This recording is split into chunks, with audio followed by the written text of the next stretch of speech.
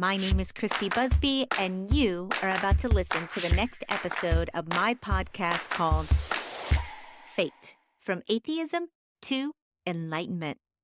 So come on in, join me. We're going to talk about it all, from atheism to enlightenment. Alrighty, guys, here we go. Get ready, and welcome to your fate. Welcome, everyone, to the next episode of F.A.T.E. How's everybody doing today? On today's show, I'm very honored to have Reverend Rose Hope with me. She has so many accomplishments. I don't think I can list them all, but she is an award-winning business leader, an entrepreneur. She's a best-selling author, an intuitive. She has her own podcast out called When Spirit Calls. She does television appearances. She is a professional speaking engagements, and she is helping people find their way, their soul purpose. I'm very excited to have her with me today. Reverend Rose Hope, welcome to your fate, my friend. How you doing today? Thank you so much. What a beautiful introduction. Oh my gosh, as you're going through the list, I'm like, oh yeah, I have done those things. It's a beautiful reminder for us of how far we've come. So thank you. Thank you. You are a force for good out there, and I really am excited for you to be speaking and telling me your journey today. So thank you again. But I always like to start at the beginning. So how did this all come about for you? Can you tell us a little bit about your spiritual path and how it happened? Yeah, I would love to. It started when I had my first near death. And so I was 5 years old. I was eating one of those round, hard jawbreaker candies. Do you remember the jawbreakers? That's kind of aging me, but yeah, the jawbreaker candies. And my dad said, go sit down before you choke. And I turned to go sit down and I took a breath and I choked. So my dad came running over. He wrapped his arms around me, started doing the Heimlich maneuver, and that jawbreaker would not come out. So I went limp in his arms. And when that happened, I floated above my dad and above my body. And I witnessed him struggling to save my life. I remember my mom going to the phone to call for help, my sister peeking around the corner to see what the commotion was. But I felt nothing but peace. I felt such love and nourishment. I knew I was being held in the arms of God or creator, whatever you call that higher power. And so as I looked below, I just remember thinking like, oh, it's all okay. Everything's okay. My dad did something, by the way, you're not supposed to do. He used his thumb, pushed against the side of my throat, and he was able to get just enough leverage to get that jawbreaker out instead of pushing it back in. It was a very big risk. But he saved my life and he got me breathing that day. So Wow. yeah, it was one of those, like, my mom still to this day, she's like, I thought you were gone. I was sure that you were gone and you weren't coming back. I mean, it almost seems like that was divinely inspired as well, because what are the odds he could push on your throat and get it to come back up? Like, even that alone was like that Yeah. somebody, you were definitely being helped. I agree. I agree. There had to have been angelic help there. And, it's interesting to me because I've had a lot of brushes with death, not quite full near death experiences. Like, I have one other that I'll share with you in a minute, but I've been stranded in the desert in Mexico. I've been on a plane that actually exploded. One of the engines exploded mid flight. Like, I have had many brushes and the angels are with me. My family jokes that, like, they're like, okay, if you're like a cat, you only have a few more left. Like, let's not push it. So yeah. So there's this little joke about it. But, after that experience as a young child, we started to notice some differences. At least my mom did. And I started to feel very different. My dreams became very lucid. So I would be awake while having the dreams. And in fact, they were quite traumatizing. I had very terrifying dreams. I also became precognitive. I would know things before they happened. So one morning, for example, I'd woken up and I said, Mom, so and so's mom died last night. And my mom, her jaw hit the floor because she had just found out that so and so's mom had died. Right. So, these things started to happen. But I was raised Catholic, and although very lovingly, I knew that people felt uncomfortable. Mhm. And so I just kind of buried that intuition and those senses. And I thought that there was something wrong with me. So I really felt like, in a way, that I had been cursed. I struggled a bit as a child, as a young adult, to kind of find my place. And, there was part of me that also became an overachiever, because I thought, well, I need to prove to God that he made the right decision in letting me stay again, a second time. So I became this people pleaser, overachiever, feeling like I was doing everything right, but feeling exhausted in that. So my first career actually was an EMT and firefighter. So because my dad had saved my life, I wanted to save lives too. But what started to happen is spirits started to come home with me. And I thought that I was really going crazy at this point. And I'm like, I have PTSD. Like, this is so bad. So I switched gears a little bit, got some dental training as well. And then I spent a good decade teaching in health sciences through my 20s. But in the middle of that career, I had my second near death. Now I'm 26 years old, so I'm an adult. And this experience was much different than the first. I was actually recovering from total knee reconstruction from an old injury that I had playing sports and skiing. And and so I'm recovering at home, and I'm on crutches, and I'm hobbling from the kitchen to the living room or whatever I was doing. And I all of a sudden, just everything started to go black. So it was like the lights went out, and then the lights turned on, because what happened next was what I would call heaven. I was surrounded by these incredible beings of light, which I know to be angels. I knew it right away. But the colors were so magnificent, I can't even begin to describe them, because I've never seen colors that vibrant here. But they were so magnificent. And I remember thinking briefly about my family. And then before I knew it, that worry was gone. And I felt complete peace, complete euphoria, unconditional love. Like, everything that I had felt when I was 5 now kind of came rushing back, because I couldn't really understand it when I was younger, right? And so now I'm having this experience. And I remember saying, oh, I'm staying here. Like, this is amazing. I want to stay. And as in many near deaths, they said, sorry, you have work to do. And so the next thing I knew, I opened my eyes to my brother-in-law, who had caught me when I had gone unresponsive. So what happened after that was, I wanted to say something, but I was afraid. I was very afraid I was going to be judged. I already felt so isolated, because I had all these gifts and I had all these knowings, and I had nobody to safely talk to about these things other than my mom a bit. And so it took me a couple days, and finally I was like, I need to tell somebody. Like, this was way too profound of an experience. Like, I need to tell someone. So a few days later, a girlfriend comes over. I'm still in recovery, but now we're having this conversation, and I'm telling her about this angelic story. I'm telling her I went to heaven. And my brother-in-law, who was the one that caught me when I went unresponsive, he overheard the story, and he came running into the kitchen, slammed his hand on the counter. He said, I knew it. I felt the angels too. Oh my god. So I get I goosebumps every time I talk about it, because it was like such a beautiful gift for me that he heard that, and that he validated my Yes, experience. yes, Right. yes. And so he explained it, that when I went down, he couldn't find a pulse. I wasn't breathing. Like, he was about to call 911, and he was panicking. And he said, all of a sudden, he said, I just felt these energies. And he said, I heard them say, you're going to be fine. Just wait.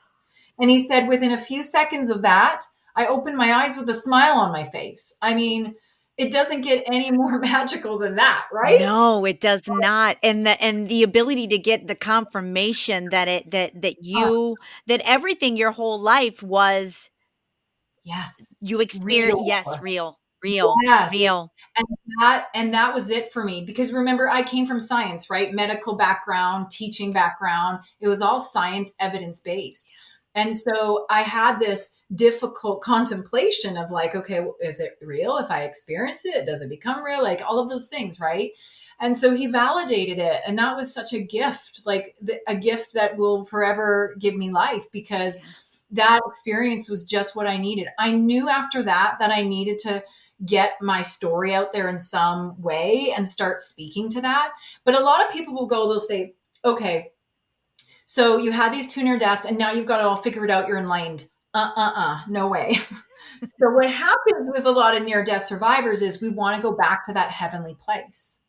And so now I was on the hunt for heaven. Mm. Okay. And I was looking in my career. I was looking in my love life. I was looking in building my family. I was looking in all of these things outside of myself for that heaven again. Guess what, folks? Not out there. It cannot be found out there, no matter how hard you try. I played the I'll be happy when game, I'll be happy Yes. when. And that's a losing game, right? Yep. And man, I played it for a good 5 years, and then finally was the real precipice for me. I just had my second child, who was a son. I was 6 months postpartum, and I was in a major depression. And I was so angry at myself that I couldn't be happy, even though I had this abundant life, even though I had everything that I had desired to achieve, and I was still miserable. So then I felt guilty and shameful that I was still unhappy. Like, what's wrong with me? So my depression was so thick for me and so heavy for me. I had actually decided that I was going to exit. I had decided that the only way to get to that heavenly place again was to take myself there. Oh, Yeah. wow. Wow. Wow. So I got to this point where I was like, okay, how am I going to do it so that nobody finds me that I love? Or like, I'm starting to, think Plot. about how. Yeah. Yeah. Plot. Yeah. And that was scary Yeah. for me. So, thankfully my mom had taught me how to pray as a young child, with those dreams and stuff. I would pray. And so I prayed because I couldn't see any other path. Like, I just wanted to be free of the turmoil, the pain. Like, I was suffering so deeply. And I know some people might judge and say, well, how could you possibly leave your children when you're in a state of deep postpartum depression? Yes. I'm telling you, it takes over. And You're not yeah, you're not alone. I went through a health crisis for a decade, and I got so feeling like I was never gonna feel myself again, and I didn't even have a near death experience to be, like, confident, like, "It's okay. I'm gonna go to a great place." Like, I was just like, "I know I can't stay here like this. I gotta go." oh, So I yeah. I you know, and I didn't wanna leave my family, and I certainly did wanna leave or live, but I didn't wanna live the way I was living, so I understand exactly what you're talking about. Yeah, Thank you for sharing that, because I think there's actually a lot of people that yes. get to that place. And so I was so lucky that I just prayed, because I said, okay, God, the only path that I see is this. If I'm supposed to stay, you better show me another path. Like, I demanded it. And the most beautiful thing happened. This beautiful energy showed up, which I know to be an Oh angel. my And I was shown this entire vision of what I needed to create.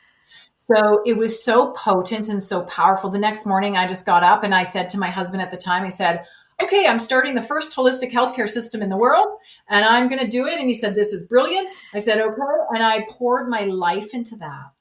And that gave me life. It gave me life at that time. God. And what that did for me is it started to lead me into these opportunities where other spiritual people were. And I learned about the Akashic Records, your soul's library. And I went and took the course as a skeptic, of course, with my medical background. And I took that course and I was blown away at the magic. I started to go on my soul journey. Yes. And now here we are.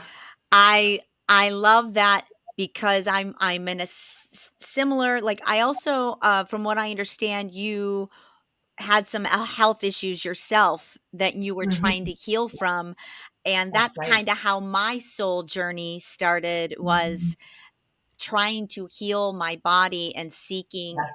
health, and the Western medicine system wasn't giving me any Yeah. answers, so you had to think outside the box at that point, and I started getting into energy healing and Reiki and doing, um, shamanistic, plant medicine journeys and opening Oh, up to other the fact that we were energetic beings, and then it's just led into this yes. podcast, and it's led into me opening up to an entirely different period of my life.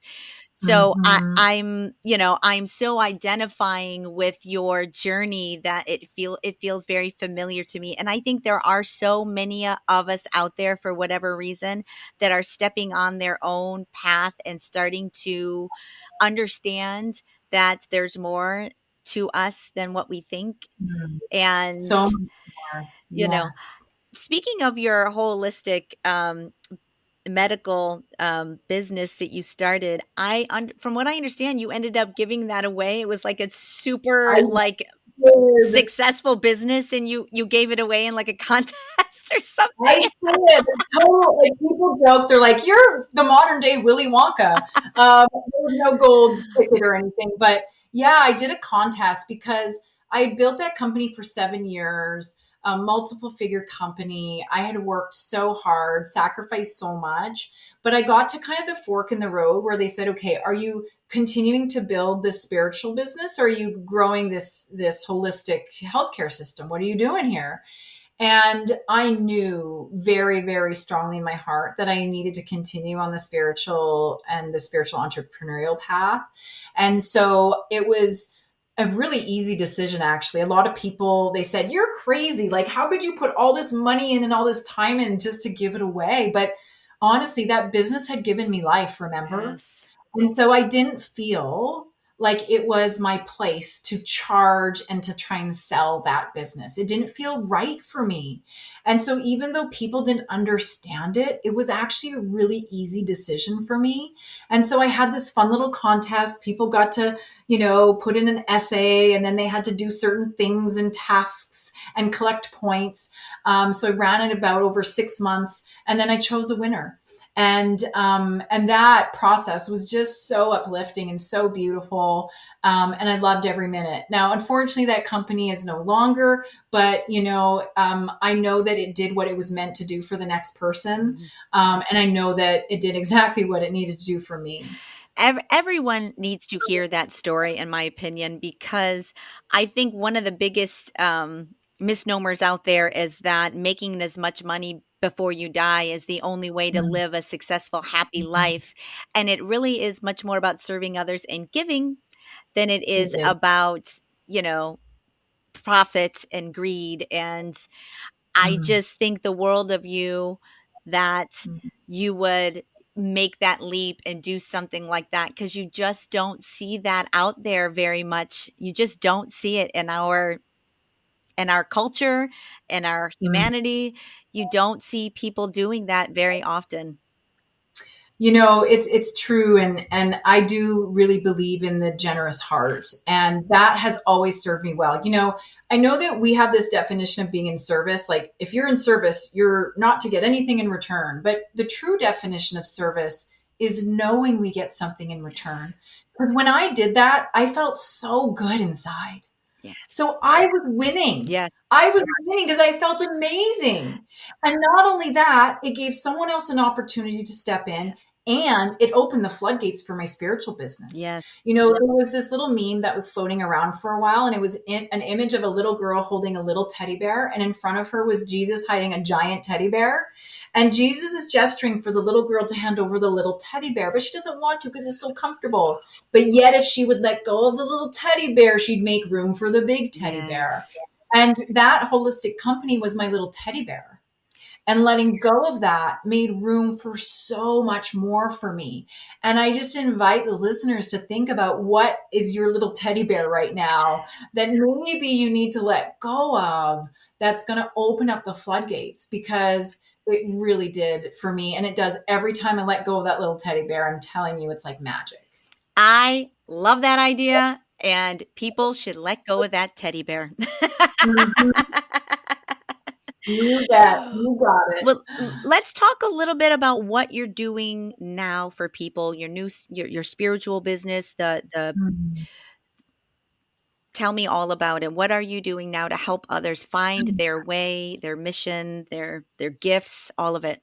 Well, I gotta say, I have a pretty big mission, and it is to create heaven on earth. Mm, Because of my experiences, I sought heaven, like I said, outside of myself. But the truth is, heaven can only be found inside of us. yes. We've got to tune into it within us first. Everything was innately given. Spirit has told me many times, in every given moment, you have everything you need and then some. We just forget that we have the toolbox inside us with the happiness and the joy and with the knowledge and the wisdom and all of the things. So we forget that we've got access to that. And we allow that ego mind, or in metaphysics, we call it the false mind. That false mind, by the way, has taken over most of us. Yes. And this is not anyone's specific fault. This is over thousands of years. Back in the cave people days, the ego was there to say, run from the predators, stay alive. And now it hijacks us with every decision that we're making. And many of us let it run the show. The truth is, we are meant to run the ego, not the other way around. Yep. That our divine thoughts, because we are multidimensional, so we have our higher mind or divine mind or God mind, whatever you want to call that, and the false self. And so we can start to step back and become an observer in that. And we can start to navigate so much more clearly the decisions that we make, the path that we're on, rather than letting that ego mind hijack. And one of the tips that I have, and I feel compelled to share this right now, so I'm just going to share it with you, is to befriend that ego, to make friends with the ego. It has a place, but you have to put the boundaries up. Yeah. And so in doing that, we could say a statement like, thanks, ego, but I've got this. But I invite people to go a step further. I love to give the ego minds a name. Mm. And so what happens when we do that is we start to separate ourselves from our other Yes. dimensions of ourselves. So once we can separate a little bit of that, then we start to see. Then we start to be the witness more. I had a client the other day, and I just love this so much. I have to share it. She called hers Ivana Gripe a Lot. That's awesome. So she says, Ivana, yeah, get out of the way. You're in my way. Because the ego is so powerful. Yes. It really is so potent. Yes. I like to share this little story to remind us how potent it is. I was working on a final exam of a final class. I have a degree in health management as well. And I'm at the home stretch, the finish line, right? But I had failed failed a test in the previous class, which I'd never failed before, but I rewrote it, was successful, whatever. And I thought I'd moved on. But while I'm writing this final exam for this final class, my ego is chiming in and it's saying, oh, you're failing. You don't have the answers. You're doing horrible. Da, da, da, da, da. I finished the exam. I got to my car, bawled my eyes out. I was so upset because I had failed this exam and it was the last one and I just wanted to be done. I got home. I emailed my professor and I said, I know that I failed. Can you tell me what areas I really need to work on for the rewrite? And she emails me back. She says, I don't know whose test you think you wrote, but you got 87%. Nice. Nice. My ego had convinced Yeah. me I had failed. Yeah. And so that is such a reminder for us of how potent that ego can be. If we want to fall into the trap and listen to that story, Yep. most of the time it's not even true. And so that's why I feel compelled to share that particular story, because that to me is so profound in how powerful it can be. It can hijack us. It's true. For me, my daily practice is trying to live more consciously instead of reacting to every single emotion. And I guess that is your ego, that gut emotion that everybody gets, whether that be fear, whether that be self-doubt, whether that Yeah. be unworthiness, or whatever you're Yeah. feeling particularly guilty or shameful about that day. Mhm. you know? It's our thoughts that lead to the emotion, Yeah. right? So if thoughts come up around a story attached to whatever it happened, Yeah. right? Then it leads to the feeling. And then we're feeling upset or we're feeling triggered because we've got this story that ego is playing for Yeah. us, right? So anyway, that's one of the powerful pieces that I love to share with people, because it changed my life in understanding that. And what that did in getting that boundary in place with the ego is it opened up the channel to divine. Yes. So just naturally now divine can work through me, my higher self, again, your God self, whatever you reference that as. And, there's some powerful things that I've learned along the way. One is that divine is our supply. Divine is a supply. And so, you mentioned like greed and having profit all the time. It's not about that, because divine is the ultimate supply. the supply is not coming from my clients, it's not coming from my book sales, it's coming from divine, so like we know that any profit, any money we make ultimately comes from divine. And when we know that, when we trust that, we don't worry about it either, because we're no longer in scarcity, because we know that in every given moment we have everything we need and then some. Yep. And so in knowing that and trusting that, we actually can manifest more, we attract more abundance, we become magnets for all of the goodness. Yes. Yes. So that's part of that creation of heaven, and recognizing that we have this direct connection to divine. I used to think that God was like a man in the sky, and you'll hear me reference God as he sometimes. I don't actually have, a he or a she. It doesn't matter to me. But the point being is that I recognize now that I have such divinity within me, and I have all of the access that I need to that. Mm. And so building that relationship is what has allowed me to create heaven within myself. And because of that, I now get to witness heaven outside of myself too, which is such a cool thing. It's a lot of self-empowerment too. It really is taking your power back in a way, just dabbling in the topic of organized religion for a minute. I find that organized religion, you really are looking to somebody else. You have to go through your priest, your pastor, your elder to get through that higher source, or that Mhm. being that you're trying to get, you know, touch. And it's not necessary. It really lies within. And I think that's one of the big misnomers about organized religion. How do you feel about organized religion? How does that fit into your wheelhouse these days? How you Great question. Yeah. So I actually am a reverend of metaphysics. So I'm working on my PhD in metaphysics right now. So in the practice of metaphysics, we don't think there's a right or wrong in terms of like how you believe God is, but we don't believe in using fear to control or to have power over another. So the idea is that like we welcome all ways of thinking, all ways of being. And then what we do is we just really focus on that connection with our inner God. So that's the big focus of the metaphysical practice, is recognizing God within us, and then from there building that relationship. This is like my favorite relationship. If you have a good relationship with yourself or God within you, all your other relationships get better and better too. Again, it's a reflection. So if we work on these inner relationships, well, now all of a sudden we've got this outer world that is like so magic and so full of miracles every day.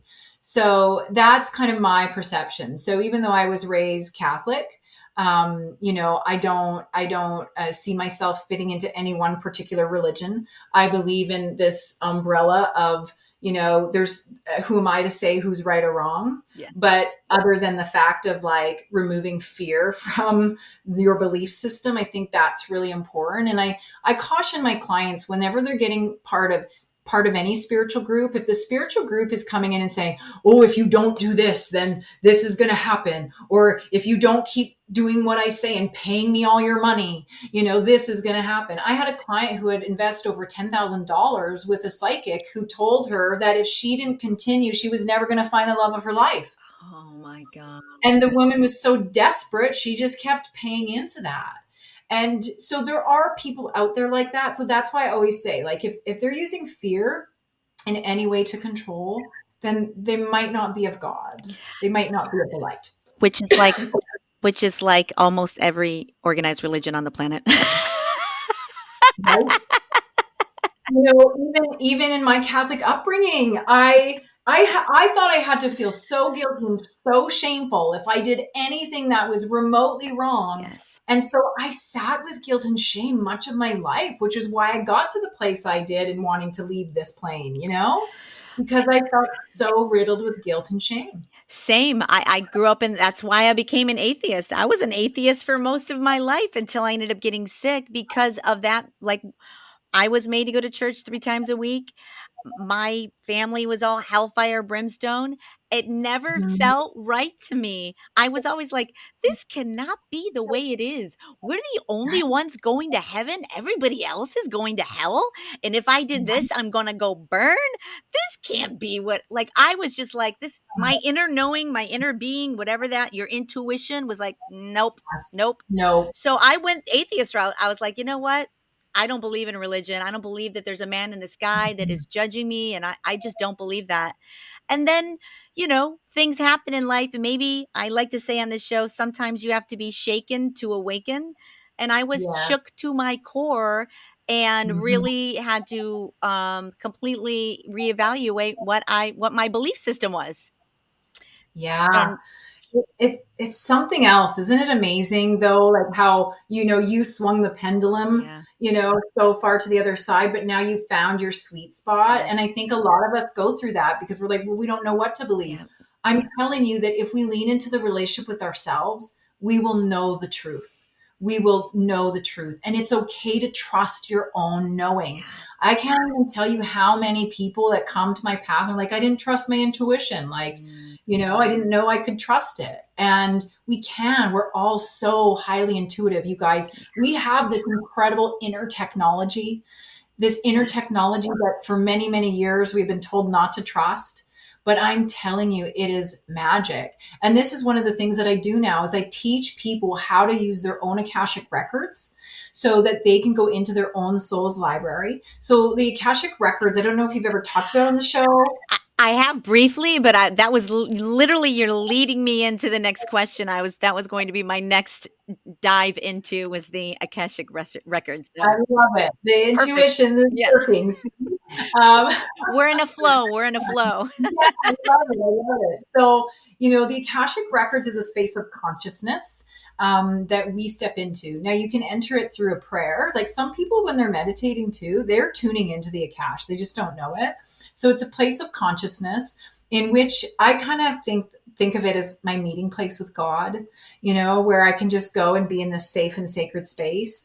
But I use a prayer. And so I open the records using this prayer. And then when we go in there, everything is amplified. So I can have intuitive insight in there. I can do healing in there. People often say, well, hey, I do Reiki. Can I use the Akashic Records? Yes. And it'll amplify the Reiki. So because we're at this like higher vibrational frequency, we're dialed in. So information is coming in more clearly and with more depth and with more honesty and integrity.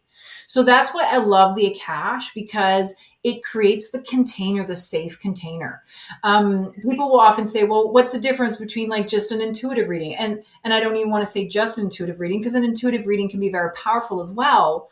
However, we're kicking it up a few notches when we go into the cache and then do intuitive work from that space. And everyone can access the records, by the way. Can you tell us a little story of how you have transformed or helped somebody through using this process, the Akashic records?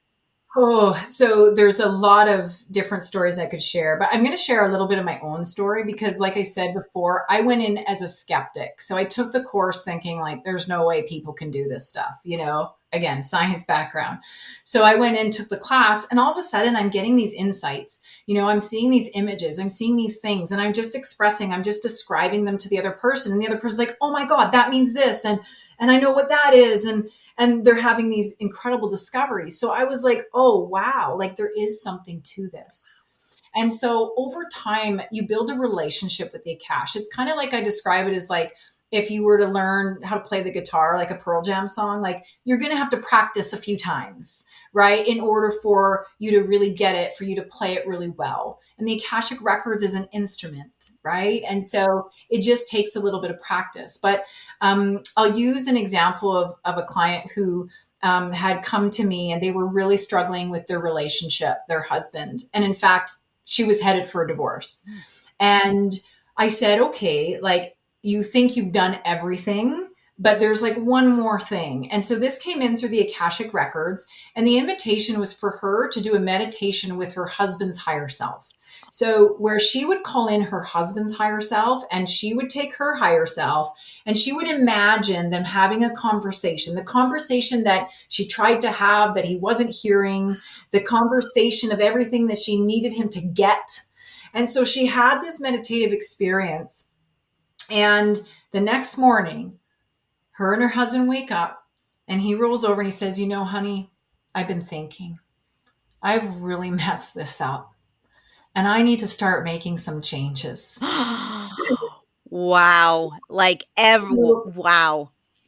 and I mean, that's not going to happen every time. Okay. This is just one example of many where when people are willing to do the work and they're willing to work in these higher levels of consciousness, there's a ripple, there's a trickle down from that. I mean, I've telepathically communicated with people all over the world, and you guys do it too. You think of somebody and then the phone rings, or they send you a text message or an email, right? How often has it happened for you? Yeah. We are actually more tuned in and dialed in. There's like this beautiful, beautiful connector that connects all of us. And so we have the ability beyond most of our comprehension to be able to work in this higher vibrational state and frequency.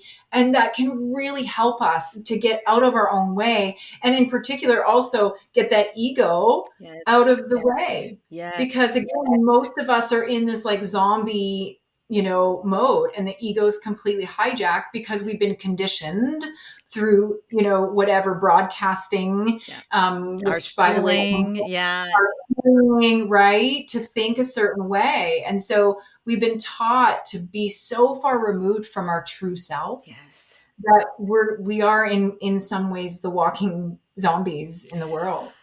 We are the proverbial we're asleep. It's like we are not truly conscious of everything, that we are so much more than what we think we are, and we our belief Mhm. systems don't allow us to see it, to feel it, to sense it. We're just Mhm. unable to focus like that. And we live in a really distracted world where everybody's working 3 jobs and, you know, That's trying to raise nice. children, and it's just so running uphill every day. And Yeah. it's you know, I find that I know you've had a your why don't we talk a little bit about your healing journey and how you came back with your health, Mhm.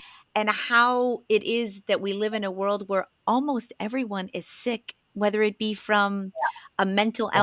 unwellness from depression, or their cancer, or it's diabetes, or it's just, I feel like our society is sicker than ever. So let's talk about how you healed and our society in general. Thank you for that. They're showing studies that say that our children will not outlive us. Oh, wow. I didn't know that. Oh, wow. Yes. So, like, when I heard that, I was just like, oh my God, the work in the holistic healthcare system that I had created was so important to me. I was born fairly sick. So I was a sick little kid. I was in and out of the hospital, bronchitis. Eventually, actually, just before I think my near death, I had my tonsils out, which is also very interesting. Lots of throat chakra kind of Mhm. stuff going on there. Um, and and then so that led to big stomach problems. So they thought I had endometriosis. So then I had surgery, and then oh my gosh, well now you've got Raynaud's disease, cold hands, cold feet kind of thing, circulation issues, fibromyalgia. Like I just kept getting all of these diagnoses, and eventually I found my way to a homeopathic doctor. And that opened my eyes up because I was like, oh, this whole world of like Western medicine, like now we're getting to the real medicine, right? And I will not, there is a place for medicine, okay, for Western medicine, Yes. but our own healthcare system was built upon the need for acute illness. This is like emergencies. This is for, an immediate illness that we need help with. That's what the medical system was originally built around. But now we've got this chronic illness epidemic happening, and our system wasn't made for that. And so there's this whole other system of holistic living that really was to help us stay healthy.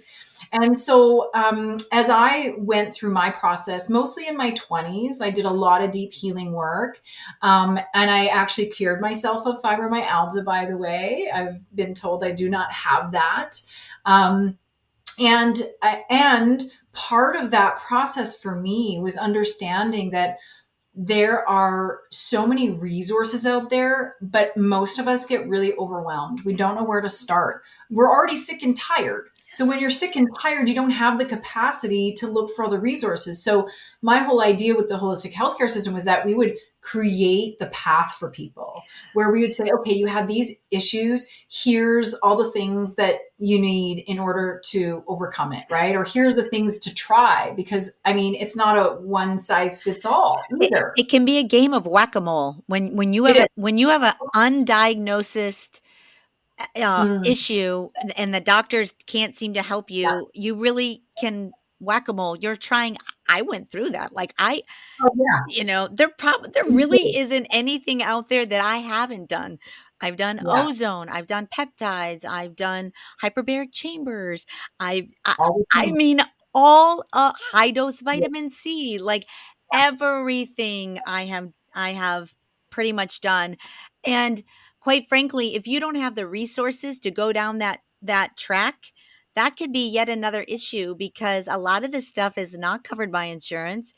True. And Western medicine is fine. I think if you have a broken arm, it's great to go and get it set. I think if you need a heart transplant, that could come in really handy.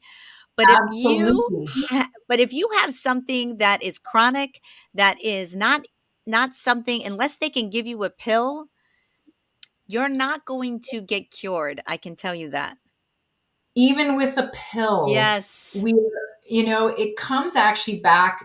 What we have found is that it comes back to a spiritual root almost Yes. always. So it's something within us, either from even a past life or ancestral trauma that is stored within our cells, within our DNA.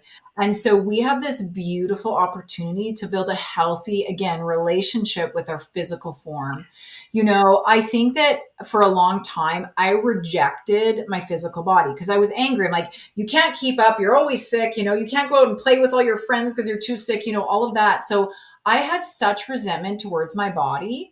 And I realized, out of all the bodies my soul could have chose, it was very lovingly specific. It said, oh, okay, out of all these thousands of other babies I could have been, my soul said, that's the family, that's the life, that's what I need for my highest evolution. My soul loved me so much that it was willing to choose this body so that I could go through these experiences, that I could be led down this path.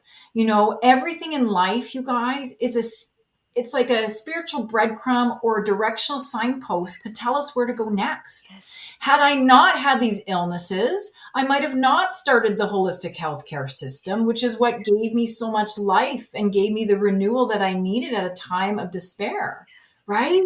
So now I have this really beautiful, loving relationship. I've forgiven myself. I've forgiven my body. I've asked my body to forgive me as well. And I've gone through all of that work. And so even though there might still come up health challenges from time to time because of the environment that we are in, there's all this energy that we cannot see that is not good for our bodies. I'm not going to go into vaccinations or any of those things, but there's all of these toxic things. Even our food is not healthy the way that it used to be. It doesn't have the nutrients from the soil, like all of these things. Now on the outside, our bodies have to contend with. Yes. And so I think there's this big invitation for us to build a deeper relationship with our physical form, because our physical form will tell us. My body now will tell me if I should eat something or not.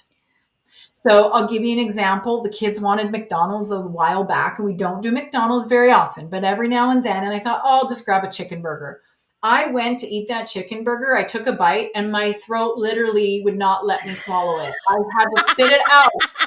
I was looking forward to that McChicken, but I could not eat it. So that went in the garbage. My body gave like a hell no on that. It was like, no, you're not doing it. So, so lo and behold, I didn't eat the McChicken burger, but my body really allows me the opportunity when I'm still enough, when I'm willing to listen, it gives me the opportunity to say, yes or no, this is gonna give me a higher vibrational frequency or it's gonna sink my frequency, and then I have a choice in that. It's tough.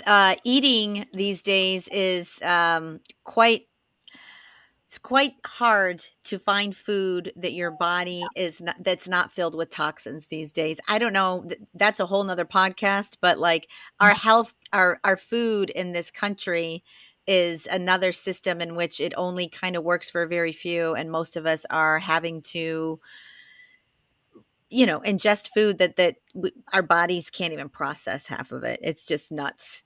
Um, Okay, let's talk about manifestation and what you've learned and Ooh. and the quantum realm. And let's talk a little bit about how we are much more capable of being co-creators of our own reality through using manifestation and the quantum. So we actually all have the ability to manifest. And a lot of people, they're like, well, I've been focusing on getting that house or that car for so long and it's still not happening. There's a lot of layers to that. Oftentimes there's deeply rooted blocks or imprints energetically within their system that are stopping them. But what happens most often is people get so attached to an outcome. When we get really attached to the outcome, we actually hold it hostage. So it's one thing for me to visualize something happening. It's another thing for me to be now attached to it and needing it to look a certain way. So in metaphysics, the mystics call this idea that everything that shows up is exactly what we need for our highest good. They call that continual expectancy. Hmm. So continual expectancy doesn't mean that I have a specific expectation of an outcome, but rather I have an expectation that whatever it is that does show up is exactly what it needs to be for my highest good. So I believe this without a shadow of a doubt. And so I might have that vision of like having my book become award winning movies. Okay, that's one of my visions, but I'm not attached to that. I'm not attached to how it happens. I'm not attached to what it has to necessarily even look like. I just am putting it out there. I'm trusting that if it needs to get that message into the world in that way, that it will happen. And I'm using that as an example because I did just finish my book called The Ark, which is based on my near death experiences, but through fantasy fiction that follows the story of a girl with gifts. She ends up having she dies and goes to heaven. And in heaven, she experiences lessons and learnings on the way. And so when I was writing this book, I kept seeing it as a movie. Mhm. It kept showing up as a movie. And I'm like, okay, is this meant to be a movie? And I heard the answer yes. So about 6 months ago, I'm thinking about, this being a movie and seeing it on the big screen. And I'm allowing myself to tune into that frequency. And I don't know how it's going to happen. I know nobody in film. I know nobody in Hollywood or none of You that. you do now. That's so This is the magic of manifestation. So let me tell you what happened last week, right? Okay. So I can't wait to hear about what you have to say about this. Because this is mind blowing, you guys. This is manifestation real time here. Okay. So anyway, I get invited to go to this event in LA through a coach of mine. And I'm like, I don't even know what this event is about, but she's like, you should really just come. And I'm like, okay, I'll come. Well, I didn't know I was going to be in the room with producers or actresses or influencers. And I get there, and now I'm meeting this award winning producer who wants to do my movie. I'm meeting this actress who wants to lean in, and all these people are showing up who are loving the book and just talking about how brilliant it is, and I'm just like, what is happening? And it's because I didn't hold it hostage, Mm. right? I didn't get attached to it needing to look any way. And look, now here you're showing up, and I can't wait for us to have a conversation after the show now. So, like, all of these beautiful, magical things are now starting to just show up because I just surrendered to it needing to look whatever it needed to look like for my highest good and the good of others. So I trust in that. The other thing a lot of people miss in the manifestation process is you can't just think it. Mm. You have to feel it. You have to embody it. So when I'm imagining sitting in that movie theater with my movie on the big screen, I'm like feeling the joy of that. I'm feeling the excitement of that. I'm feeling the shivers run down my body as I tune into that frequency. So we're really tuning into that frequency. And then the other thing is we've got to meet the universe halfway. If I want to win the lottery, I should probably buy a lottery ticket, right? Like chances are more likely. Just like I need to show up for myself, I need to take those opportunities to go different places and expand myself. So that's another piece of it. Now, you also asked about the quantum field. And so I just want to speak to that for a moment. When we go into the Akashic records, it really is a quantum field, by the way.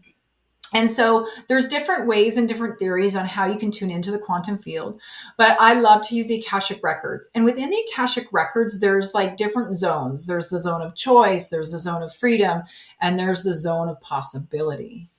And I will take my clients into the zone of possibility where we can see all the infinite numbers of timelines. And then we can find the one that's there for our highest vibrational good at that moment, let that light up, and then we step into that timeline. I love So we can actually go into that timeline and we can actually stay in that timeline. We don't even need to bring ourselves back to this timeline necessarily because now we're just walking into that path and allowing it to come into the space. I've heard stories of people that have done quantum leaping, and one story in particular comes up. I think it was out of Mind Valley, and a man had gone to another timeline, learned how to play the piano, or got whatever knowledge, and then he came back and he could play the piano Oh without my any God. training. Or so, like, there's stories like that come out of these incredible experiences of tuning into that vibrational frequency. Oh We man. have choice in every breath we take. There are multiple timelines. Like I could say something just a little bit different, and now I'm on a totally different kind of dimensional frequency, right? And so we can pivot at any given moment. Every breath is a new opportunity for something amazing. I love that. We really could be if people would open their minds and allow this information in enough to be able to transform how they feel, how they live. You could transform the world if people would start just tapping into their own inner knowing, their ability to co-create and vibrate in a way that only allows our highest and greatest in. We would we would solve the health crisis, we would solve wars, we would solve poverty. There would be so many things that would just completely and utterly and totally change on this planet. I do feel that there's more people awakening to this.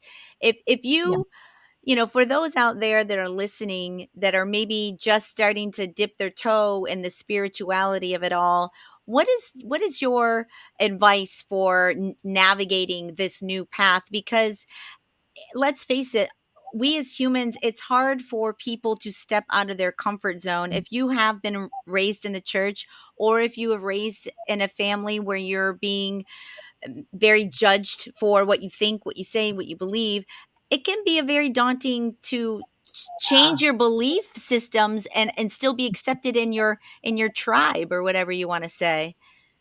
Yeah, it is tough because you do lose people as you continue to evolve and you come into deeper truths of yourself. It's just part of the natural progression of our evolution that people will just slough off, right? Or you will feel some sense of rejection. And I've had to face that a lot, but I really truly believe in speaking my truth. Yeah. And I know that this is serving the highest divine good of all. So, one of the things that I encourage people is to know that there are people like them. They are not alone. And I felt really alone in my journey. And that's also why I wrote this book, because I didn't want people to feel so alone in their journey. And so that's a really big thing. Like, we are here. We are here in droves, that there's actually lots of us, and more of us are speaking out and sharing our messages with the world so that, we can connect more easily. But one of the things that I love to remind people of is to allow that sense of awe and wonder. Rather than coming at it from a place of judging this person for being where they're at or judging that person, let that go. Because by the way, it's not judgment day coming, it's compassion day. Yeah. Yeah. Okay. There is judgment will go away because that ego will be put where it's supposed to be and there will be no judgment. We'll be free of that. But what I'm saying here is this sense of awe and wonder, like invoking that childlike curiosity and just saying, oh, that's interesting. You feel that way. I wonder what that's about. Right. Or this experience showed up for me, not the way I thought it was going to. I wonder what's in it for me because there's value in all things. God is in everything, even the shitty experiences. Can I use that word? Yes, you Um, can. Yeah. in those experiences, there is such gold there. We Yeah. can leverage that. Everything is for us, Yeah. right? And so there's this beautiful opportunity for us to even soak in the magic of even the most difficult times for us. But we've got to be willing to look at it through that lens of awe and wonder and say, ooh, okay, this happened. It does not feeling very good, but I wonder what's there for me. I wonder what I can pull from that experience. Remember, everything's a directional signpost for you. So you're getting your life education as you move through it, Yeah. right? Yeah. Or even ask your question, if it's something shitty, what is this trying to teach me? What am I Yep. supposed to be learning here? There's That's it. something, some little nugget of something that I'm going to get out of this experience, and kind Yeah. of trying to switch your perception on that. Um, Yeah. we're coming up on an hour. I want to hear a little bit more about your book and what people can expect when they read it. Like, can you go into a little bit more detail about the book or? Yes. Course, of course. So, like I said, it is based on my real near deaths, but I didn't want it to be exactly the same because as I started writing it, and I was writing it as more of like my like autobiography, kind of like I was like building it, and then God just said, "This isn't yours. This is not your story. It's the story of all of us." And so I knew that I had to let that go and surrender to it. Now, I had never written a fantasy fiction novel, by the way. I had written in other co authoring books, but again, it was more like my story. So building characters and all this stuff was like totally new to me. So I had wrote it all out. And by the way, I wrote this over the course of almost 2 decades. So this Oh, was almost wow. 20 years in the making. And so I had written everything out. And I was like, what am I going to do with this? Like, I don't know where to start. And lo and behold, the student comes into one of my classes and lovely, lovely human being. Her name is Darlene. She used to be a writer, but she's retired and now she just wants to learn more intuitive stuff. So she's taking my class. And at the end of class, Spirit just gave me a nudge to reach out to her. And I said, hey, I know you're retired from writing, but like, would you have a look at this book? Well, I sent it to her and she says, oh my God, I need to help you with this book. I'm coming out of retirement. So she decided that she was going to take this book and sprinkle her magical fairy dust. So, Darlene Butts, shout out to you. We're actually working on the second book already, and we're co-channeling it. Oh, So, that's most cool. of this book was channeled, by the way. Um, Darlene, because of the courses that she took and how intuitive she was able to like draw from the ether. Like she would send me like revised versions of what I wrote, and I'd be like, I don't think I wrote this. Like, how do you know this? She goes, I didn't know that. And she would have it in there. So like there's bits of that happen throughout. Like It's it was amazing. Oh, it was so incredible. It was like goosebumps all the time. Yeah. Every time she would send me a chapter, I would get goosebumps reading it because it'd be like, how the hell does she know this? But again, it was the trust of the divine. God was speaking through us. And so it was such a beautiful exchange of energy that we had. And, she described it. She goes, well, you built the furniture. And she said, I just painted it. But she did more than paint it. She delicately carved, like I can't even. Gave it the So artistry of the design of the, yeah, yeah, yeah, yeah. like she made it what it is. So Yeah. I just give so much respect to her. But anyway, so it follows the journey of a character named Celeste, and Celeste has a near death. Goes through this like I have these gifts, but they feel like curses. Nobody else is like me. I don't know what to do. Fast forward when she has an experience where she has another near death experience and she goes to the angel realm, which is called the ark. and she spends time with the angels, and the angels teach her all these wonderful, profound spiritual insights and these tools to help her. And so now she's on a mission that she's going to bring these back to earth and be able to help humanity. So it is a trilogy. So this is the volume one of three books. Yeah. So the second book we're working on already. The second book brings us more into like the fairies and the dragons, like a little bit more mystical energy. And then the last book actually brings in the story of AI and galactic energy. So it's going to progress through kind of the phases of what we're experiencing here right now as humanity evolves. So this I know is a message, and the stories need to come out to the world. I've been guided by God to deliver this to the world, and so that's what we're doing. I love it so much. You are a force, my friend. You really are. I mean, I hope we stay in touch after this and really stay connected because I think you have a lot to teach others, and you're a gift, my friend Reverend Rose Hope. You are a Oh, gift. I thank you so much. I mean, Thank I can't thank you enough for coming on the show. I would love it if people go out and pick up this book. I absolutely think it's going to touch many, many lives. And full disclosure, I work as an assistant director in the television and film. of course you do. Okay. See, again, God knows what You it's know, doing. it's it's Okay. You it's know? it's Oh, it's interesting, isn't it? It really is interesting. Um, isn't it? what else can we talk about? Your podcast is When Spirit Calls. Is where can people listen in on that and get all the It tidbits? Yeah, that's pretty much on all the platforms. Spotify, you got it. When Spirit Calls. And so I bring in guest speakers from all walks of life that share their story when Spirit called them in, where they were guided or directed to go one way or another and how they serve humanity. So that's been a beautiful passion project of mine as well. And then I also have the YouTube channel where I put on their wisdom walks every month, where a different theme drops in and I just walk and share. So that's available for people as well.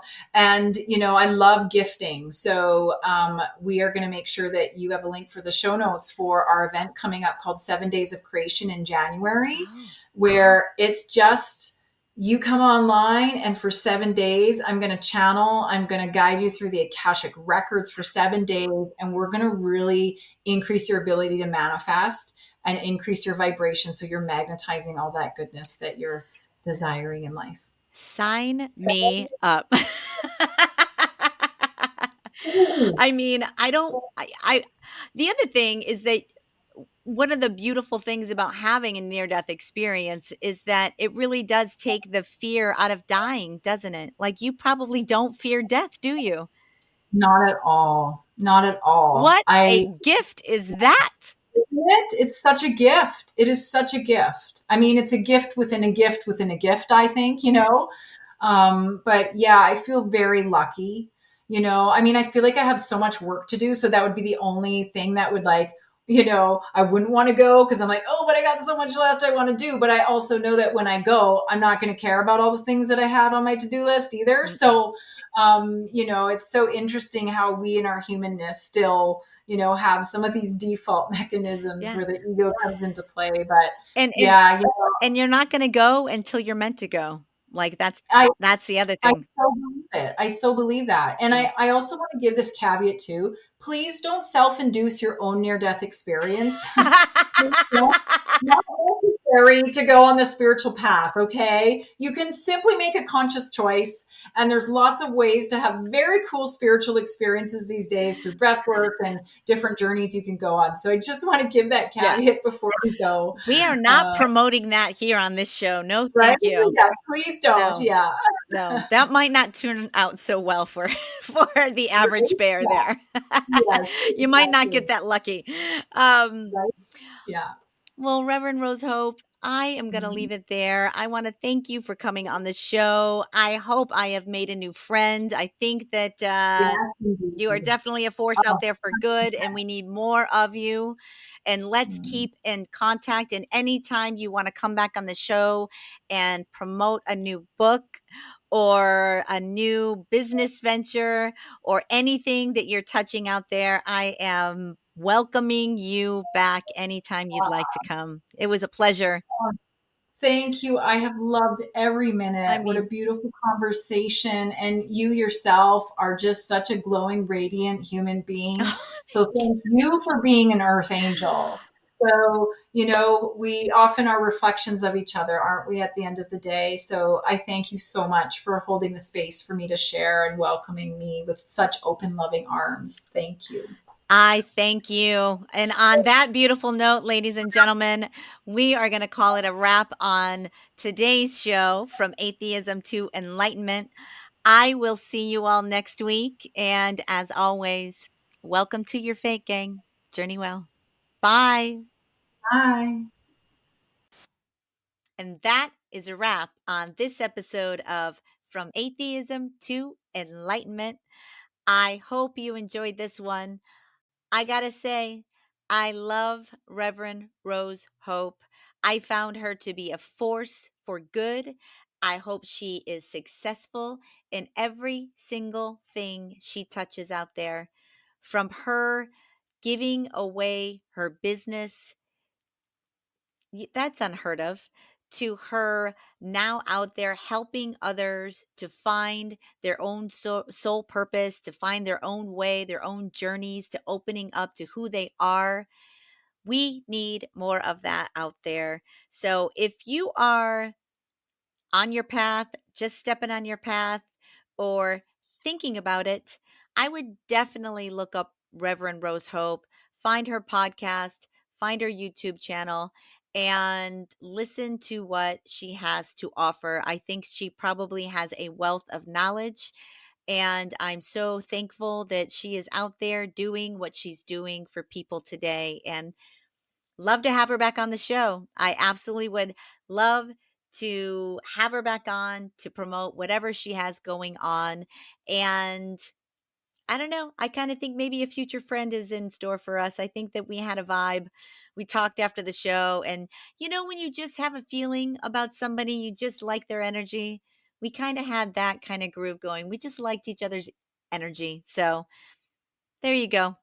Between her near death experiences, which, again, disclaimer, we don't want anyone out there going to have a near death experience, but I'm a little jealous, not going to lie. I would love to be able to tap into a higher realm, the Akashic records, be more intuitive. I'm working on it. Let's see where life takes me, but right now, I'm just normal. Trying to navigate this world the best way I know how. So, anyways, guys, I'm gonna put her book, The Arc. I'm going to put her upcoming event, and I'm gonna put all things Reverend Rose Hope in the show notes for you to click on and enjoy and experience what she has to offer. I highly recommend it. And speaking of recommending, if you like what I'm doing here, if you like what I'm saying, if you think I'm offering something good out there, subscribe, tell a friend, share, do something to support the show. I want to touch as many people out there as I can, and I need your help to do it. I can be reached on Instagram. It's F.A.T.E. podcast. Go ahead and follow the show. I don't have a ton of followers yet. Not that social media savvy, I got to tell you, but I really, truly am enjoying this process. I'm loving bringing on people and talking about what their spiritual journeys are and what concepts they're bringing to me. And I am just enjoying every minute, and I'm going to keep dancing in this direction because, hey, that's what they say. You just follow your bliss and things will unfold as it's supposed to. And I am absolutely stepping into that notion that if I keep dancing in this direction, that only good will come of it. You know, my highest and greatest good. That's the plan. Anyways, guys, we will see you next week on Fate from Atheism to Enlightenment. And as always, welcome to your fate, everyone. Journey well.